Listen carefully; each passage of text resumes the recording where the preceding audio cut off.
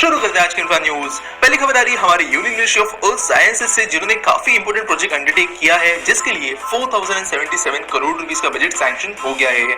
तो इस प्रोजेक्ट का नाम रखा गया है डीप ओशन मिशन, और इसके अंतर्गत आने वाले 5 साल में यानी 2026 तक जो है कई सारे अलग अलग research and development project undertake किए जाएंगे, जो अलग अलग टाइम फ्रेम में फैले होंगे।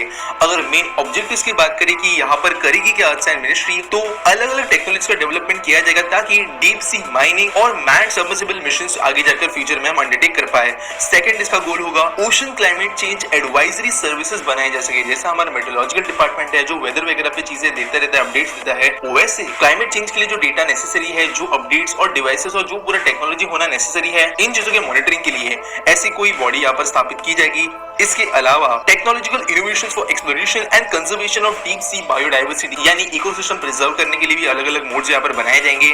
इसके अलावा deep ocean survey and exploration, अगर फिफ्थ पॉइंट की बात करें तो energy and fresh water from ocean, और लास्टली अगर हम बात करें तो advance morning station for biology. इन सारे अलग अलग गोल्स के साथ में ये मिशन शुरू किया गया है। तो एक साथ सारा का सारा बजट तो मिनिस्ट्री ऑफ अर्थ साइंसेज को नहीं दिया गया है, लेकिन अराउंड 2000 करोड़ रुपीस का बजट इनिशियल फेज के अंदर सैंक्शन किया गया है। इसका इस्तेमाल करते हुए पहले काम शुरू किए जाएंगे, जबकि आने वाले 5 साल में कुछ समय बाद पूरा का पूरा बचा हुआ बजट भी यहाँ पे सैंक्शन कर दिया जाएगा। और इसके जरिए जो देश का फिलहाल one of the most important natural resources ocean के अंदर मौजूद है, इसे प्रॉपर्ली यूटिलाइज करें और प्रिजर्व हम किस तरीके से कर सकते हैं, इसके ऊपर काम किया जाएगा।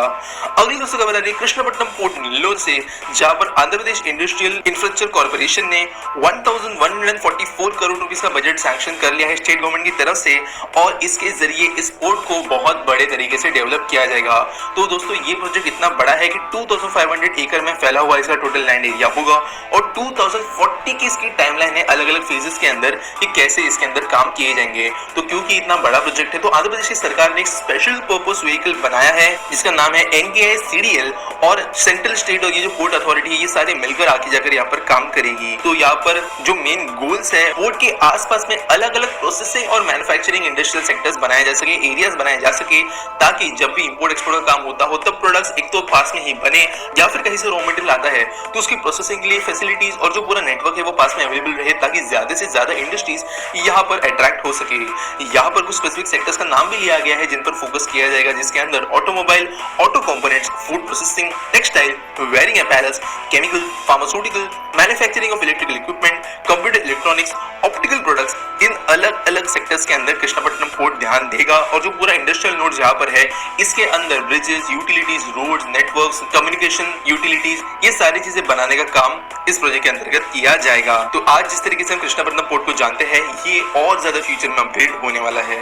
अगली दोस्तों खबर आ रही है देश के अंदर बनी हुई one of the most difficult और हार्ड टू मेक प्रोजेक्ट से रिलेटेड, जो है double tube Banihal Qazigund tunnel, जो जम्मू श्रीनगर हाईवे में मौजूद है। दोस्तों इसके बारे में हमने डेडिकेटेड वीडियो भी देखी है, इंफ्रास्ट्रक्चर में भी हमने कुछ बार इस टनल को कवर किया है, और अभी ऐसी खबर आ गई है कि इस टनल के अंदर जो फाइनल ट्रायल रन्स होते हैं व्हीकल्स के, वो तो शुरू हो ही गए हैं, लेकिन कुछ ही दिनों के अंदर हमारे प्राइम मिनिस्टर जी के द्वारा वर्चुअली इस टनल का इनॉग्रेशन हो जाएगा, और जम्मू कश्मीर के अंदर ओवरऑल पूरे साल भर एक काफी अच्छी ऑल वेदर कनेक्टिविटी रखने के लिए ये टनल लोगों को सर्विसेज देना शुरू कर देगी। तो 2100 करोड़ रुपए की कीमत से ये टनल बनाई गई, और जो ये 8.5 किलोमीटर लंबी टनल है, ये एक काफी मेजर आर्टरी बनेगी। आप सब जानते हो कि अटल टनल का मेन पर्पस ये था कि लद्दाख से पूरे साल कनेक्टिविटी मेंटेन हो पाए, इस हिसाब से बनाया गया था। सेम चीज जम्मू कश्मीर को भी एप्लीकेबल होती है कई सारे रीजन्स के लिए। और इस टनल के बनने के बाद चाहे कितना भी हेवी स्नोफॉल हो, एवेलांचेस हो, कुछ भी दूसरे नेचुरल कैलेमिटीज की वजह से आने वाले इश्यूज हो, वो इस चीज को इफेक्ट नहीं करेंगे, और के अंदर पूरे साल भर कनेक्टिविटी मेंटेन हो पाएगी। साथ साथ अराउंड 16 किलोमीटर का डिस्टेंस कम किया जाएगा दोनों शहर जम्मू एंड श्रीनगर के बीच में, और जो ट्रैवलिंग टाइम है वो 1 to 1.5 आवर से कम होगा आज के डेट की कंपैरिजन में। तो कुछ ही दिनों के अंदर हमें इस टनल के इनॉग्रेशन की न्यूज मिल सकती है। अगली दोस्तों एक काफी इंपोर्टेंट खबर आ रही है देश की ऑर्डिनेंस फैक्ट्रीज, स्पेसिफिकली कहे तो ऑर्डिनेंस फैक्ट्री बोर्ड से रिलेटेड। तो वैसे ये ऐसी न्यूज है जिसके बारे में जो इमीडिएट फायदे वगैरह होंगे वो हमें अभी क्लियरली पता नहीं चलेंगे, लेकिन आने वाले टाइम में जरूर समझ में आएंगे। तो यहाँ पर हमारा जो सेंट्रल गवर्नमेंट है, इन्होंने ये डिसाइड किया है कि ऑर्डिनेंस फैक्ट्री बोर्ड के अंदर जो भी अलग अलग फैक्ट्रीज है, इनके इसके अंदर 7 गवर्नमेंट ओन्ड एंटिटीज स्प्लिट किए जाएंगे ताकि ज्यादा एफिशिएंसी से काम कर सके। तो दोस्तों करेंटली ऑर्डिनेंस फैक्ट्री जो है ऐसी 41 एग्जिस्ट करती है देश के अलग अलग कोनों में, जहां पर arms, ammunition, defence related equipment वगैरह बनाए जाते हैं। प्रॉब्लम इनके साथ में ये है क्योंकि ये बहुत ज्यादा सेंट्रलाइज्ड है, काफी ज्यादा स्ट्रांगली एक दूसरे से इंटरकनेक्टेड है। इसकी वजह से जो गवर्नमेंटल ब्यूरोक्रेसी में बॉटलनेक्स आते हैं वो इन फैक्ट्रीज की एफिशिएंसी बहुत कम कर दे। इनफैक्ट दोस्तों कुछ फैक्ट्रीज ऐसी है जो अब तक अराउंड 80-90 इयर्स पुराने प्रोसेसर्स, मशीन्स और उस टाइम पर आने वाले जो एम्युनिशंस वगैरह थे वो आज के डेट में भी बनाती थी काफी रिसेंट तक, जिसकी वजह से हमारी आर्मी जो है वो ठीक से एडवांस नहीं हो पा रही थी। साथ साथ आप सब जैसे जानते हो कि जो एक लैगिनेस आता है गवर्नमेंटल फैक्ट्रीज वगैरह के अंदर, वो भी ऑर्डिनेंस फैक्ट्रीज को देखने मिल रहा था। तो ऑब्वियसली डिफेंस एक ऐसा सेक्टर है जहां पर ये लेथार्जिसिटी मेंटेन नहीं की जा सकती। इसी के लिए अभी ऐसा डिसाइड किया गया है कि जो अभी एक ब्यूरोक्रेटिक और हायरार्किकल स्ट्रक्चर बन गया है ओएफबी में, 7 डिविजन्स के थ्रू गुजरते हुए इन कंपनीज का कोऑपरेशन किया जाएगा और ammunition, explosive, vehicles, weapons, equipment, troop comfort items, opto electronic gear, parachutes, enclave products, इन सारी चीजों के बेसिस पर अलग अलग ये फैक्ट्रीज बनेंगी। तो ये क्लैरिफाई नहीं किया गया कि एग्जैक्टली कौन सी फैक्ट्री आगे जाकर क्या बनेगी, कैसे बनेगी, तो ये थोड़ा सिक्योरिटी रीजंस के साथ आता है, तो उसके बारे में डिक्लेयर नहीं किया गया है। लेकिन आप ऐसा कह सकते हो कि जो ये पूरा का पूरा रिस्ट्रक्चरिंग होने वाला है ऑर्डिनेंस फैक्ट्रीज की वजह से, वो होपफुली ना सिर्फ इंडिया के अंदर डिफेंस मैन्युफैक्चरिंग को बढ़ाएगा, उसकी एफिशिएंसी बढ़ाएगा, लेकिन टेक्नोलॉजी कॉम्पिटिटिवनेस जो आज मार्केट में आ गई डिफेंस सेक्टर में, उसके अंदर ओएफबी को एक स्ट्रांग पोजीशन देगा। और एक बार यहाँ पर ये भी क्लैरिफाई की गई है कि ये कोई प्राइवेटाइजेशन नहीं हो रहा है, गवर्नमेंट खुद की गवर्नमेंट की कंपनीज को स्प्लिट कर रही है जिसकी ओनर बाद में जाकर गवर्नमेंट की रहेगी। अगली दोस्तों खबर है जीई रिन्यूएबल एनर्जी से, जिन्होंने वेंचर को अनाउंस किया है कि वो continuum green energy India private limited इस कंपनी के साथ मिलकर 148.5 मेगावाट का एक विंड एनर्जी पावर प्लांट बनाएंगे भुज विंड फार्म गुजरात के अंदर। दोस्तों ये कंपनी वैसे भी भुज के अंदर पहले प्रोजेक्ट्स बना चुकी है। सेकंड जो कंपनी है कंटिन्यूम ग्रीन एनर्जी, ये भी एनर्जी प्रोजेक्ट्स के अंदर गुजरात में एक्टिव रह चुकी है। और अभी यहाँ पर होगा ये कि जो सेकंड कंपनी है ये सप्लाई, इंस्टॉल और कमीशन का काम करेगी, जबकि जो मैन्युफैक्चरिंग का काम होगा वो जीई रिन्यूएबल एनर्जी के द्वारा किया जाएगा। टोटल 55 विंड टर्बाइन्स इस प्रोजेक्ट के अंदर इंक्लूड होंगे और स्पेसिफिकली तो मोरजर जो भुज के पास में ही मौजूद है वहां पर इन विंड फार्म्स को इंस्टॉल किया जाएगा।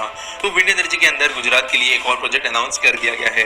अगली दोस्तों खबर है गूगल से, जिन्होंने ये अनाउंस किया है कि वो 113 करोड़ रुपए इंडिया के अंदर इन्वेस्ट करेंगे हेल्थ केयर इंफ्रास्ट्रक्चर को बेहतर बनाने के लिए, और स्पेसिफिकली ये पैसे फोकस किए जाएंगे रूरल एरियाज पर।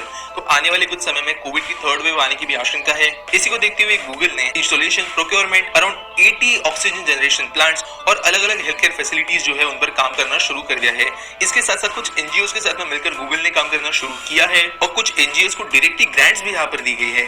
तो टोटल 15 स्टेट्स जो पूरे देश के अंदर फैले हुए हैं, इनको इसके जो फायदा मिलेगा और 20,000 हेल्थलाइन वर्कर्स को ट्रेन करने का काम ये करेंगे ताकि आज के सिचुएशन में जो वर्कफोर्स भी जरूरी है वो लोगों को अवेलेबल हो पाए। अगली दोस्तों खबर है वेस्ट बंगाल से, जहां पर फ्लिपकार्ट ने वेंचर को अनाउंस किया है कि उन्होंने एक नया 2.2 लाख स्क्वायर फीट का फुलफिलमेंट सेंटर ओपन कर दिया है, जिसके जरिए 3,500 डायरेक्ट जॉब्स वो वेस्ट बंगाल में क्रिएट करेंगे। तो आप जानते हो कि फ्लिपकार्ट जो है वो फुलफिलमेंट सेंटर्स खोलने के लिए काफी ज्यादा तेज रहता है। इनफैक्ट अमेज़न के कंपैरिजन में फ्लिपकार्ट थोड़ा सा दूसरा मॉडल यूज करता है, जहां पर इनके फुलफिलमेंट सेंटर्स थोड़े कम होते हैं लेकिन संख्या में ज्यादा होते हैं। और इसी के अंदर इन्होंने अभी ईस्टर्न इंडिया के अंदर की जो उनकी पूरी लॉजिस्टिक सर्विस है उसे बेहतर बनाने के लिए एक ये नया फुलफिलमेंट सेंटर ओपन कर दिया है। तो एक और अच्छी खबर वेस्ट बंगाल की तरफ से। अगली दूसरी खबर है महाराष्ट्र, स्पेसिफिकली कहें तो महाराष्ट्र के एग्रीकल्चरल सेक्टर से, जहां पर यूएस कॉन्सुल जनरल डेविड ट्रेंस के साथ में एक मेमोरेंडम ऑफ अंडरस्टैंडिंग साइन किया गया है Maharashtra state agri business and rural transformation programme के अंतर्गत। तो यहाँ पर किया जाएगा कि जो छोटे फार्मर्स है उनके लिए अलग अलग स्कीम्स और प्रोजेक्ट्स अनाउंस किए जाएंगे, काम किए जाएंगे उन प्रोजेक्ट्स पर, और यहाँ पर यूएसए के एग्रीकल्चरल डिपार्टमेंट के साथ में टाई अप किया गया है ताकि ज्यादा बेहतर टेक्नोलॉजीज, मेथड्स और दूसरी चीजें भी यहाँ पर इंप्लीमेंट की जा सके। तो अभी एक्चुअल में एग्जैक्टली क्या क्या काम होगा इस प्रोजेक्ट के अंतर्गत ये बात क्लियर नहीं है, लेकिन पहले फेज में किस पर्टिकुलर चीज पर फोकस किया जाएगा ये अनाउंस कर दिया गया है। तो यहाँ पर विकेल ते पिकेल एक ऐसा प्रोजेक्ट या स्कीम अनाउंस की गई है। बेसिकली जो चीज मार्केट में वैल्यू रखती है, जो चीज बिकेगी, वही चीज फार्मर्स को प्रोड्यूस करनी चाहिए और अकॉर्डिंगली उस हिसाब से कैसे वो प्रॉफिटेबली फार्मिंग कर सकते हैं और वो पूरा का पूरा सप्लाई चेन का भाग कैसे बन सकते हैं, ये चीज सिखाने पर फोकस किया जाएगा। और